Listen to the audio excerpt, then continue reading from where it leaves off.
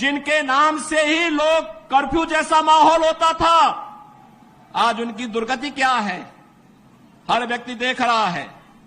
एक दुर्दांत माफिया ऐसा भी था बहनों और भाइयों, जब वह समाजवादी पार्टी की सरकार के समय चलता था तो मुख्यमंत्री हो या मुख्य न्यायाधीश, इन सब के काफिले रुक जाते थे और माफिया का काफिला निकलता था। और जब हमने कार्रवाई की उस माफिया के खिलाफ और उसको रगड़ करके कोर्ट के सामने प्रस्तुत किया तो उसकी पैंट गीली हो गई थी। हमने कहा था कानून को रौंदने वाले, आज कानून कितना बड़ा होता है यह एहसास हो रहा है कि नहीं हो रहा है।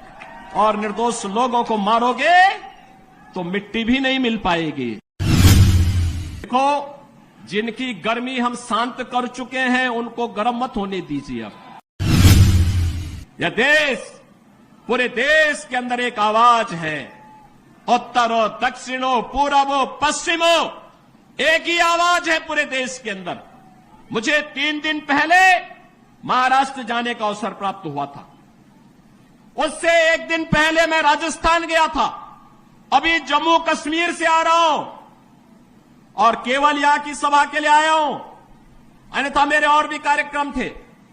मैंने कहा नहीं, मैं जाऊंगा सरधना में, मैं इस बार जरूर जाऊंगा, 24 में मैं जरूर जाऊंगा। और बहनों भाइयों, मैं इसीलिए आया हूं आपसे कहने के लिए, जो लोग गुमराह कर रहे हैं उनके गुमराह में आने की आवश्यकता नहीं। वे लोग कभी नहीं आएंगे। फिर जाति के सौदागर उपयोग करेंगे, बाद में सौदेबाजी करके गायब हो जाएंगे। हमें किसी भी ऐसे व्यक्ति के बहकावे में नहीं आना है जिससे हमारा राष्ट्र धर्म खतरे में आए। याद रखना, इस देश के राष्ट्र धर्म को हमेशा खतरा जब भी आया है, इन्हीं लोगों के कारण आया है जिन्होंने जातीयता के आधार पर समाज के सामाजिक ताने बाने को छिन्न भिन्न किया है, हमेशा छिन्न भिन्न किया है। और बहनों और भाइयों, मैं आपको इस बात के लिए आश्वस्त करता हूं कि कोई माय के लाल बाल बांका नहीं कर सकता है। सुरक्षा की इतनी पुख्ता व्यवस्था हमने की है यूपी के अंदर। आज आप देखते होंगे बड़े बड़े दुर्दांत माफिया और अपराधी किस कदर उनकी दुर्गति हो रही है। आप देख रहे होंगे, जिनके नाम से ही लोग कर्फ्यू जैसा माहौल होता था, आज उनकी दुर्गति क्या है हर व्यक्ति देख रहा है। इन माफिया और अपराधियों की स्थिति क्या है, आप रोज सोशल मीडिया के प्लेटफॉर्म को उठा करके देखते होंगे। एक दुर्दांत माफिया ऐसा भी था बहनों और भाइयों, जब वह समाजवादी पार्टी की सरकार के समय चलता था तो मुख्यमंत्री हो या मुख्य न्यायाधीश, इन सब के काफिले रुक जाते थे और माफिया का काफिला निकलता था। और जब हमने कार्रवाई की उस माफिया के खिलाफ और उसको रगड़ करके कोर्ट के सामने प्रस्तुत किया तो उसकी पैंट गीली हो गई थी।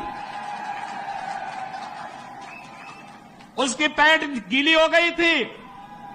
और तब हमने कहा था, उस समय उसको हमने कहा था कानून को रौंदने वाले, आज कानून कितना बड़ा होता है यह एहसास हो रहा है कि नहीं हो रहा है। और निर्दोष लोगों को मारोगे तो मिट्टी भी नहीं मिल पाएगी। और बहनों और भाइयों, इसीलिए मैं आया हूं आपसे कहने के लिए, देखो, जिनकी गर्मी हम शांत कर चुके हैं उनको गर्म मत होने दीजिए। अब इस क्षेत्र को विकास की मुख्य धारा के साथ जुड़ने दो। उनकी सबकी गर्मी शांत हो गई है, वे गए काम से। और इसीलिए मैं आप सबसे अपील करने के लिए आया हूं कि पूरे देश की एक आवाज है, पूरा देश एक ही स्वर में बोल रहा है। और वह बोल रहा है कि फिर एक बार मोदी सरकार, फिर एक बार, थोड़ा जोर से बोलिए, यहां की आवाज दिल्ली तक पहुंचाइए। फिर एक बार मोदी सरकार, यह मोदी सरकार की जो गूंज पूरे देश के अंदर है, इस पूरी गूंज को घर घर पहुंचाना है।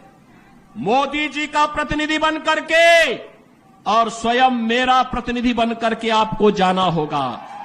सहमत है? सहमत है?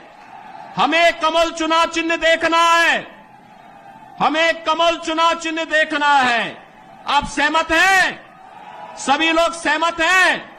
बहनों और भाइयों, सरधना विगत चुनाव में संजीव बालियान जितने वोट से जीते थे उसके दुगने वोट से जिताने की जिम्मेदारी सरधना को मैं दे रहा हूं।